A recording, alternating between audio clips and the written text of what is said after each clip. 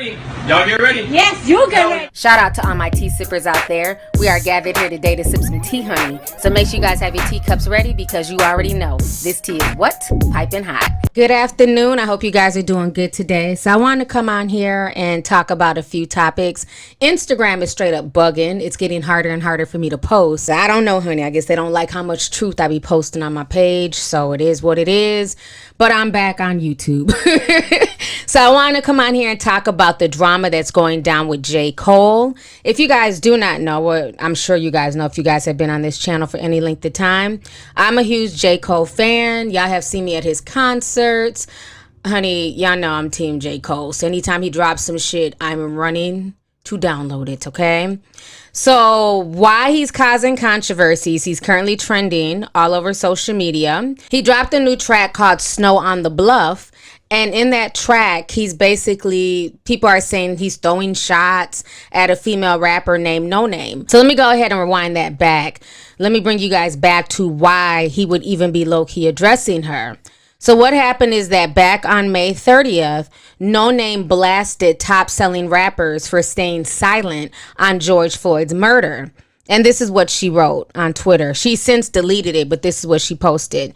She says, poor black folks all over the country are putting their bodies on the line in protest for our collective safety. And y'all's favorite top-selling rappers are not even willing to put a tweet up. Niggas' whole discographies be about black plight, and they're nowhere to be found. So that is what Noname had to say about the situation.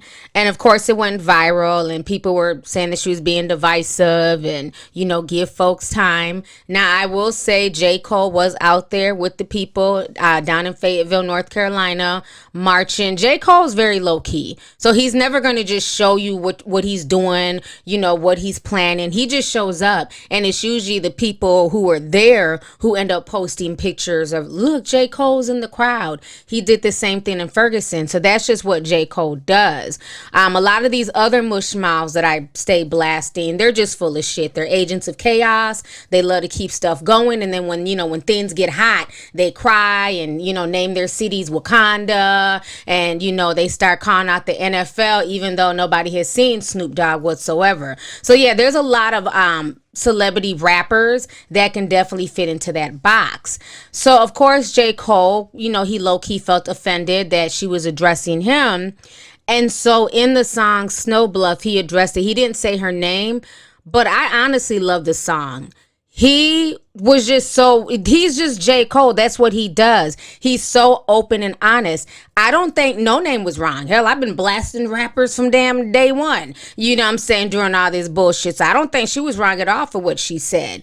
I can only play a snippet of the song on YouTube because y'all know copyright, honey. But y'all can listen to the whole song. It's very deep. So I'm going to play that snippet and then also show you guys the lyric. She mad at the celebrities. Low-key, I be thinking she talking about me. All right, y'all just heard a snippet of that. You guys are also able to read the lyrics, and I definitely understood where he's coming from. I don't think he did that to be disrespectful. I think that he was honestly putting his real raw emotions out there on how he felt. To me, I do feel like the song was definitely towards Noname because she was on Twitter upset and, low-key was calling out Kendrick and J. Cole because, they talk about different black plights and different black issues, and they were both, initially silent around that time. But like I said, with J. Cole, he doesn't tweet like that. He's not a social media type person. I don't think Kendrick really is either, hence their silence. But I know I saw pictures of Kendrick protesting and all that stuff. So while I appreciate the message and I love the song, one thing that I will say is I don't believe that it's black women's places to teach black men anything. Why is it whenever we talk about the patriarchal hierarchy, in every other race, you have the man at the top, okay? The man is the leader, then the woman, and then the children. But for some reason, the black community, it's always reversed. It's the black woman's job, to teach these disenfranchised young black men. Absolutely not. It's the black man's job to teach these disfranchised young black men, because most of these black men, especially the younger ones, they look to other men to lead them. They want to hear from men. They don't want to hear from women. It's not the black woman's job to run the community. So that's the only critique that I would have for J. Cole. and any rapper, like, stop trying to put the burden of the black family on the black woman. We need to start holding men accountable as well to lead the family and to educate. It should be more men on the front line than women. I've seen more women on the front line risking themselves, risking their bodies, getting their eyes shot out, lungs at risk from breathing in tear gas and, getting shot with rubber bullets and all types of stuff. It's just been scary these last few weeks, and it's mainly been women out there. Not saying that the men are not out there, but it's been mainly women. And especially when you're talking about celebrity type influence, it's been mainly celebrity females out there on the front line, even more than the men, okay? And that's just being real from everything I've peeped. So that would be my only critique, is that it's not the black woman's job to continuously teach and raise the whole community. It gets tiring, and especially when we continuously receive disrespect in return. Now, what I will say is that I love the fact that he did acknowledge the criticism, and he took ownership by saying that he felt that it applied to him directly. He also then gave advice, and he also was just blatantly honest by saying that, you know what? I feel guilty because people put me on a certain pedestal. They look at me in a certain way, but I don't know what else I can do. You know what I'm saying? Like, sometimes he feels like it's too much. It's too much praise. It's too many eyes looking to him to lead. And he never wanted that position. He's like, just because I have a college degree and I'm smart and I can rap, I never really wanted the position of a leader. So he's being very, very honest in this song. And I don't think he was disrespectful. He didn't drag her. He didn't roast her. He didn't go in on her appearance. He didn't do any of that stuff. He took his emotions and everything he felt, and he took it to the lab and with a pen and a pad, and he did the damn thing. And I really enjoyed the song. I think that he made some really good points, and I can respect anybody, male, female, celebrity, non-celebrity, that can point out their own flaws in front of the world and acknowledge, their insecurities, acknowledge how they truly feel, as opposed to trying to play it off and cover it up with a bunch of bravado. Now, I will say this, while he was low-key, dressing Noname, I really wish he would have also dressed Wale, and Wale's blatant jealousy. Like, I don't get it. Now, if you guys remember a few years ago, he dropped the song False Prophets, and in that song, he low-key addressed Wale, because Wale has always been, like, throwing low-key digs at J. Cole. Then it seemed like everything was squashed. They went to a basketball game or something like that together, and everything seemed to be water under the bridge. But then when all this protesting stuff came out, Wale was throwing more shade on social media. He ended up deleting this tweet after he got drugged, which we don't miss shit around here, okay? We screenshot every damn thing. So basically somebody had added Wale, and they said, J. Cole is out with Fayetteville. If that's not the dopest, I don't know what is. At Wale, make us proud, hashtag DMV.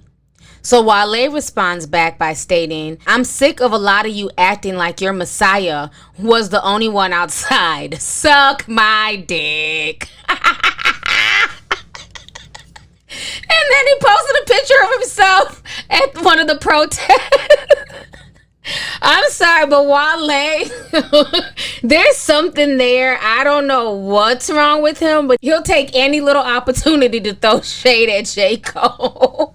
So for me, okay, being a lover of rap and being here for the fuckery, I was hoping that J. Cole would have somehow addressed that tweet. But instead, he kind of addressed Noname, and it's all good. But I don't know, that part just made me laugh. Like I said, Wale did end up deleting it, but delete all that shit. Delete all that shit. That's playing with you, piggy. Wale just stays in his feelings.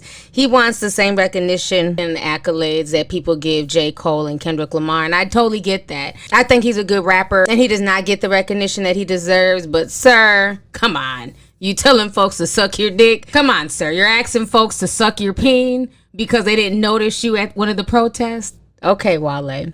But yeah, like I said, I wish J. Cole would have addressed that in this song. That'd have been nice to hear what J. Cole thought about Wale telling folks to suck his peen.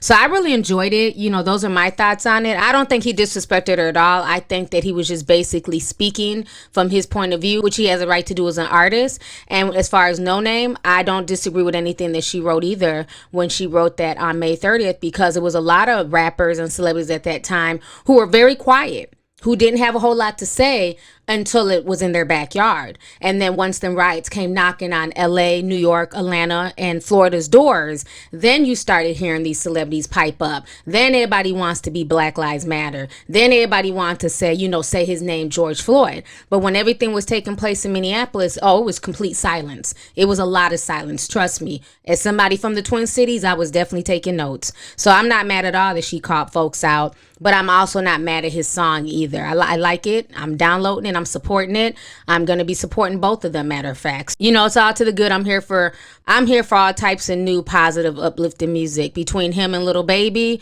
I'm loving Lil Baby's new track as well, so I'm definitely supporting him. So now, last but not least, J. Cole did address the controversy, and this is what Mr. Cole had to say about the situation. So J. Cole says, "Morning. I stand behind every word of the song that I dropped last night. I haven't done a lot of reading and I don't feel well equipped as a leader in these times, but I do a lot of thinking and I appreciate her and others like her because they challenge my beliefs. And I feel that in these times that's important. We may not agree with each other, but we got to be gentle with each other." So that is what J. Cole had to say about the situation. So let's go ahead and get the discussion popping. Go ahead and leave a comment. Let me know your thoughts on this entire situation. Do you understand where J. Cole is coming from? Or do you think he's wrong for addressing the situation? Do you understand where Noname is coming from? Or do you feel like she was wrong for calling out these rappers? So let me know your thoughts on everything. Do you guys like his new song? Are you feeling it? Are you not feeling it? So make sure you guys leave a comment. Don't forget to hit the like button. And last but not least, don't forget to hit that notification bell so that way you can be down with the notification squad. So let me know your thoughts on this entire situation. All right. Deuces.